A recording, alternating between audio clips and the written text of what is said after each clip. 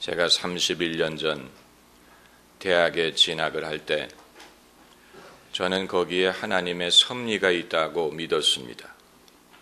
그렇다고 무슨 대단한 것을 기대한 것은 아니지만 그럼에도 하나님의 계획과 섭리 속에 이루어지는 것이라고 믿었고, 그렇기 때문에 재학 중에 뭔가 하나님의 역사가 일어날 것이라고 생각했습니다. 하지만 저는 대학에 들어가서 상당히 실망한 부분이 있습니다. 첫째는 캠퍼스에 가득한 반종교적, 반기독교적 분위기 때문이었습니다.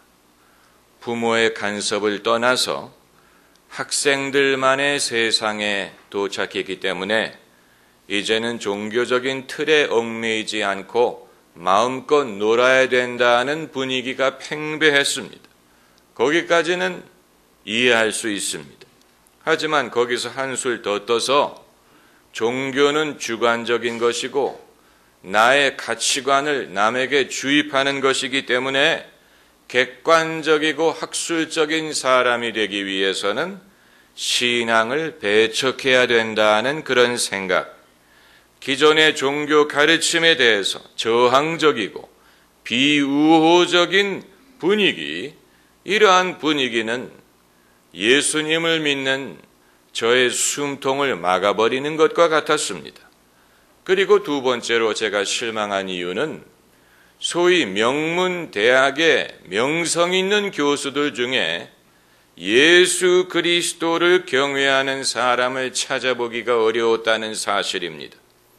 그렇다고 어느 교수가 수업 중에 예수님에 대한 믿음을 고백할 수 있겠습니까마는 적어도 기독교를 비판하지는 말아야 될 것이 아닙니까? 하지만 수업 중에 대놓고 기독교를 비웃는 교수들이 있고, 그보다 더 언짢은 것은 그럴 때 학생들이 환호하면서 맞장구를 쳐주더라 하는 것입니다. 정말로 속상한 것은 유대교에 대해서는 대놓고 비판하는 사람이 없었어요. 자칫하면 반유대주의자로 보일 수 있기 때문에. 또 가톨릭교에 대해서도 대놓고 비판하는 사람들이 없었습니다. 하지만 복음주의 기독교에 대해서는 이건 완전히 동네 북이었습니다. 복음주의 기독교를 믿는 사람은 마치 배타적인 사람이고 뒤진 사람이고 이상한 사람이고 지적이지 못한 사람인 것 같은 그런 생각들을 하고 있었습니다.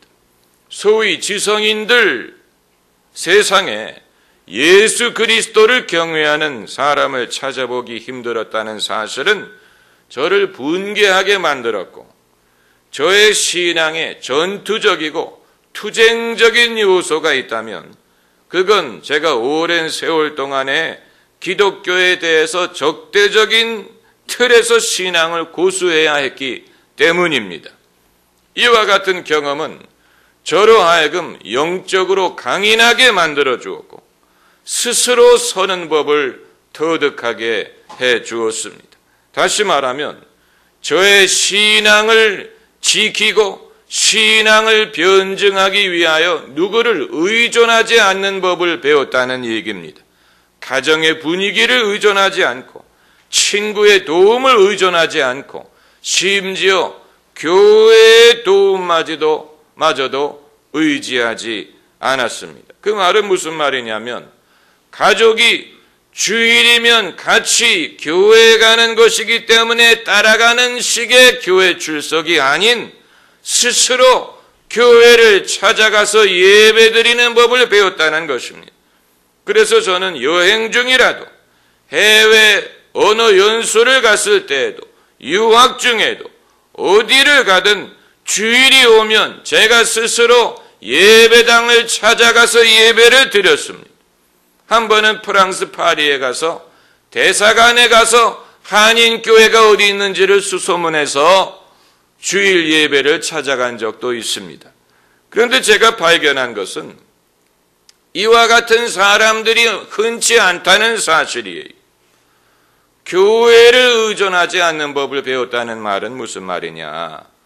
제가 이제껏 많은 교회를 다녀보니까 교회가 다 똑같지가 않습니다. 완벽한 교회는 없습니다.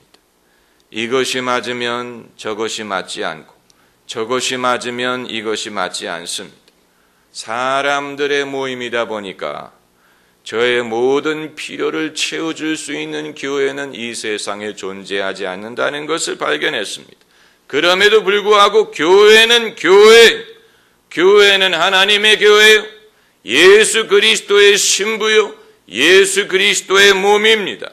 그렇기 때문에 저는 어느 교회를 나가든지 간에 최선을 다하는 법을 배웠습니다. 교회 일에 협조하고 목사님을 존경하고 또 봉사할 수 있는 기회를 적극적으로 찾고 11조를 드리고 교회를 위하는 법을 배웠습니다. 그것이 장로교회든 감리교회든 미국인 교회든 한인 교회든 교포 교회든 어느 교회든 큰 교회든 작은 교회든 간에 교회에서 제가 무엇을 얻으려고 하기 전에 제가 교회에 무엇을 기여하는 법을 배웠습니다. 그리고 세상에 어떤 것이라도 저는 그것을 미천으로 해서 성경의 진리와 성경의 말씀을 변증하는 법을 배우려고 했습니다. 제가 학부에서 철학을 전공한 이유도 바로 그것입니다. 철학의 논리를 이용해서 오히려 성경의 진리를 변증하는 법을 터득하고자 한 것입니다.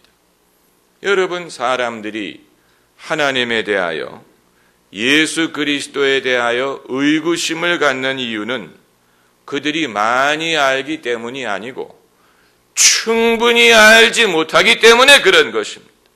좀 더 충분히 알았더라면 오히려 믿음에 이를 수 있었을 텐데 섣불리 안다고 생각하는 것이 그들로 하여금 오히려 성경을 의심하게 만들고 하나님이 없다고 생각하게 만드는 것을 많이 보았습니다. 예컨대 대다수의 사람들은 신이 죽었다라는 말을 처음 한 사람이 니체라고 생각을 하지요.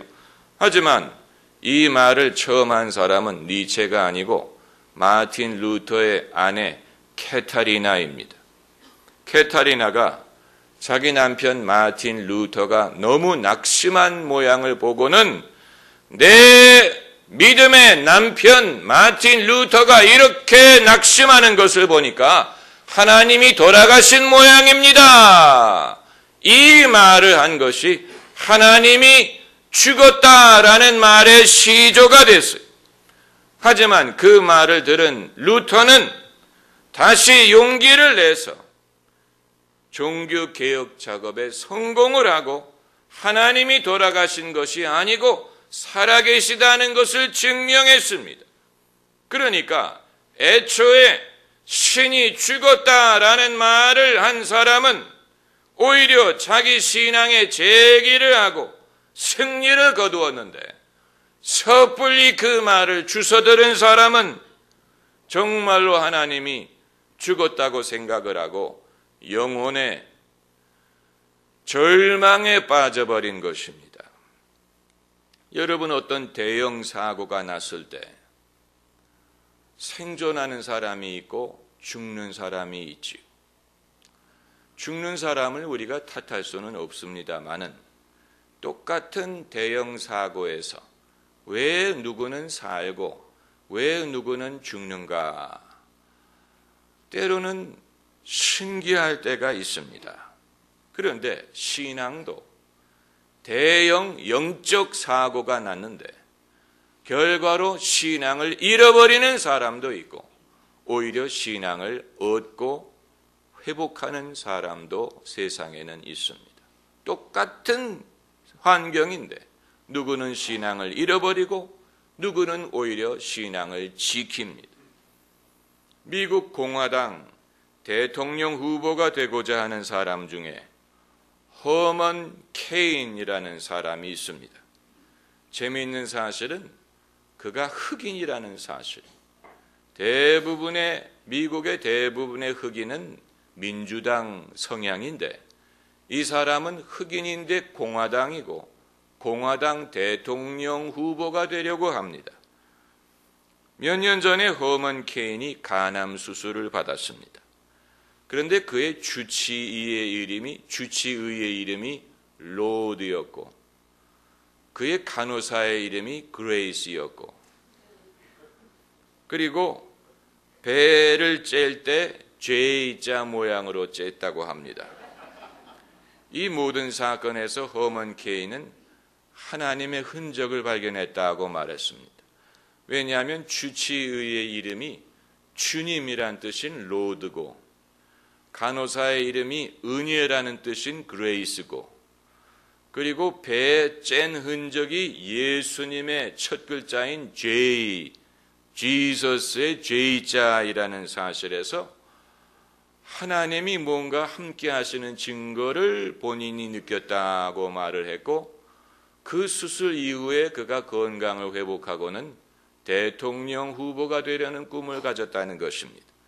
아마 어떤 분들은 이런 이야기를 듣고 유치하다, 이건 아전인수격인 해석이다 라고 생각하는 분들이 계실 것입니다마는 제가 지적하고 싶은 것은 왜 똑같은 세상을 살면서도 어떤 사람은 믿을 만한 이유를 발견하는데 어떤 사람은 의심할 만한 이유만 눈에 보이느냐 하는 것입니다.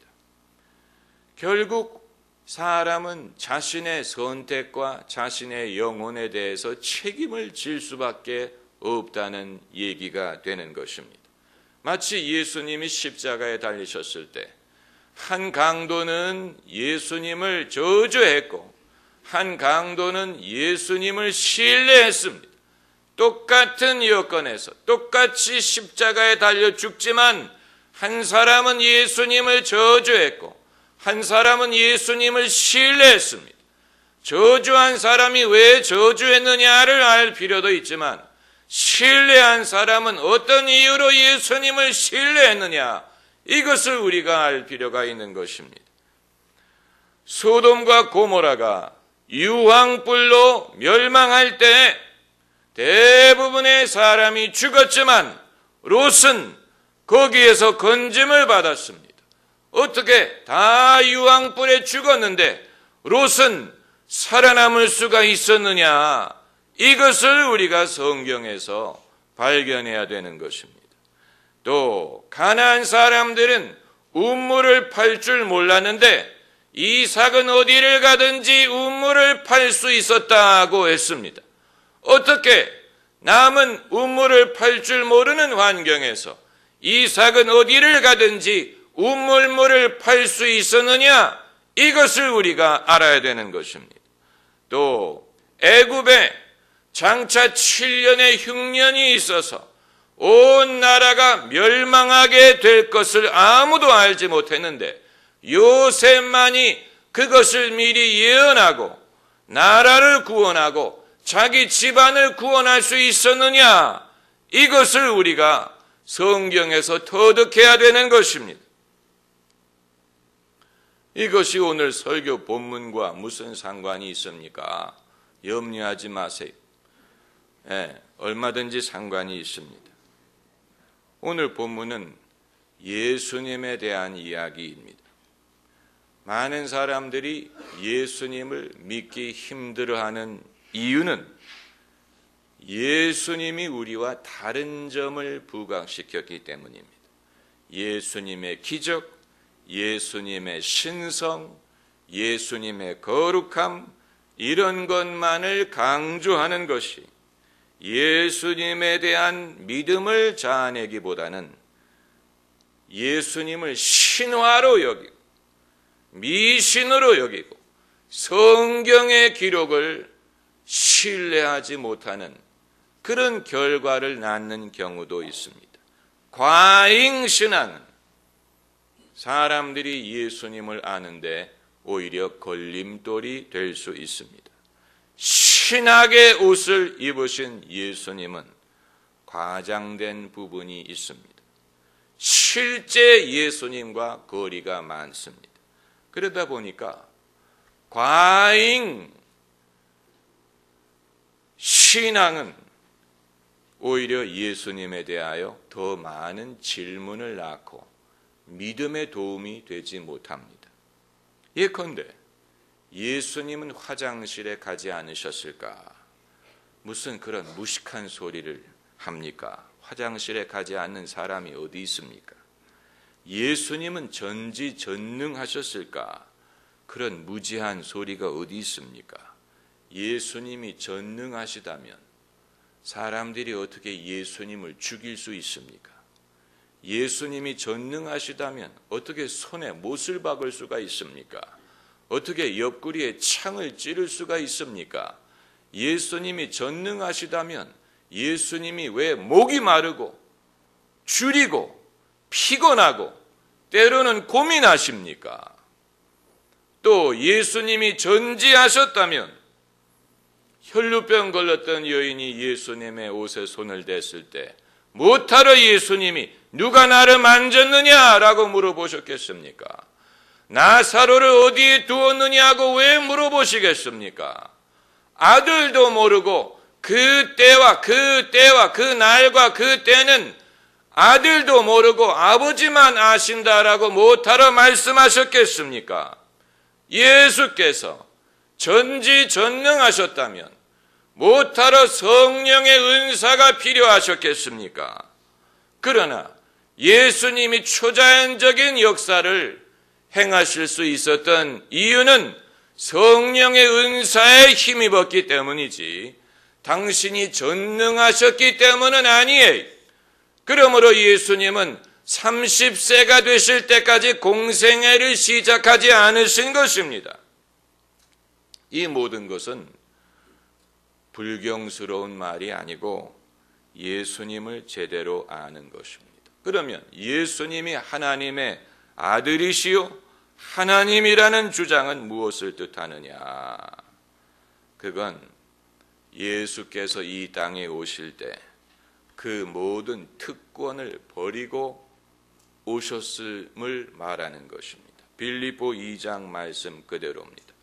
하나님과 동등됨을 취할 것으로 여기지 아니하시고 오히려 자기를 비어 종의 형체를 가져 사람들과 같이 되었고 라고 했습니다. 사람들과 같이 되었다. 오늘 본문과 일치하는 말씀입니다. 오늘 본문 17절에 그러므로 저가 범사의 형제들과 같이 되심이 마땅하도다. 예수께서 하나님의 아들이시지만 사람들과 같이 되셨기 때문에 그것을 우리가 위대하다고 보는 것입니다. 예수께서 이 땅에 오셨을 때는 하나님으로서의 특권을 가지고 오신 것이 아니고 우리와 같이 되어서 오셨습니다. 이것이 우리에게 시사하는 것이 무엇이냐? 시사하는 바가 많습니다. 첫째는 이것은 인간됨에 대한 긍정입니다. 여러분, 사람의 인간됨은 죄가 아닙니다. 사람의 인간됨은 부끄러운 게 아니고 모자란 게 아닙니다. 우리가 그리스도인이 된다는 말은 인간 되기를 멈춘다는 뜻이 아닙니다. 세상은 여성으로 하여금 자기가 여성이라는 사실을 부끄럽게 느끼게 할 때가 있고 또 가난한 사람이 자기가 가난하다는 것을 부끄럽게 생각하게 만들 때가 있고 몸에 장애가 있는 사람이 그 사실을 부끄럽게 만들 때가 있는 것처럼 무지한 종교는 인간으로 하여금 자기의 인간됨을 죄스럽게 생각하고 부끄럽게 생각하게 만드는 구석이 있습니다. 하지만 하나님의 아들이 인간이 되셔서 인간으로 이 땅에 오신 것은 인간됨에 대한 놀라운 긍정입니다. 사람이 이제 의인이 되기 위하여 사람 이상이 될 필요가 없다는 얘기입니다. 사람은 귀중한 존재요, 아름다운 존재요, 하나님의 형상대로 지음받은 존재입니다. 비록 죄를 졌지만 하나님께서는 당신의 아들을 희생시키면서까지 인간을 구원하기를 원하셨습니다. 그리고 두 번째로 예수님이 우리와 같이 되셨다는 것은 우리가 예수 그리스도를 닮는 것이 불가능하지 않다는 것을 시사합니다. 예수님이 하나님으로 사셨다면 우리는 예수 그리스도를 닮을 수가 없습니다. 불가능합니다. 그러나 우리와 똑같이 되셔서 예수님도 믿음으로 사셔야 했고, 예수님도 기도하셔야 했고, 예수님도 하나님의 말씀을 순종하셔야 했고, 예수님도 참고 인내하셔야 했고, 예수님도 마음이 언짢을 때가 있고, 섭섭할 때가 있고, 고독할 때가 있고, 또 배고플 때가 있고, 목이 마를 때가 있고, 예수님에게도 이러한 우리가 겪는 모든 시험을 예수님도 당하셨습니다. 그게 예수님이 우리와 같이 되었다는 뜻입니다. 하나님의 아들로서 어떤 특권을 누린 게 아닙니다. 시험이라든가 죄의 유혹에 대해서 예수님이 특별한 보호를 받으셨던 것이 아니고 우리와 똑같은 시험에 노출이 되셨으나 죄를 짓지 않으셨어요. 우리는 이런 것을 볼 때 하나님의 아들이기 때문에 그렇다라고 넘어갈 수 없는 이유는 우리와 똑같이 되셨어요. 우리와 범사에 똑같이 되셨어요. 그렇기 때문에 예수님이 우리와 같이 되셨다면 우리도 예수님같이 살 수 있다는 것을 보여주는 것입니다. 그리고 세 번째로 예수님이 우리와 같이 되셨다는 말은 그러므로 예수께서는 인류를 대표하실 수 있었다는 얘기입니다. 그게 오늘 본문에서 자비하고 충성된 대제사장이 되었다는 말이 그런 뜻입니다. 대제사장은 인간을 하나님 앞에서 대표하는 사람을 말합니다. 예수께서 우리와 같이 되셨기 때문에 하나님 앞에서 우리를 대표하실 수 있고 하나님 앞에서 우리를 대신하실 수가 있고 하나님 앞에서 우리를 대속하실 수가 있는 것입니다. 할렐루야. 그리고 네 번째로 예수님이 우리와 같이 되셨다는 말은 우리를 능히 도우신다는 말입니다. 오늘 본문 말씀에 능히 도우시느니라 한번 따라해 보세요. 능히 도우시느니라. 예수님 얘기입니다. 예수님이 우리와 같이 되셔서 범사의 형제와 같이 되셨기 때문에 우리를 긍휼히 여기시고 우리를 채울하신다고 해서 우리의 연약함을 이해하십니다. 그렇기 때문에 능히 도우실 수가 있는 것입니다. 어제도 도우셨고 오늘도 도우시고 앞으로도 도우실 것입니다. 할렐루야. 기도하십시다.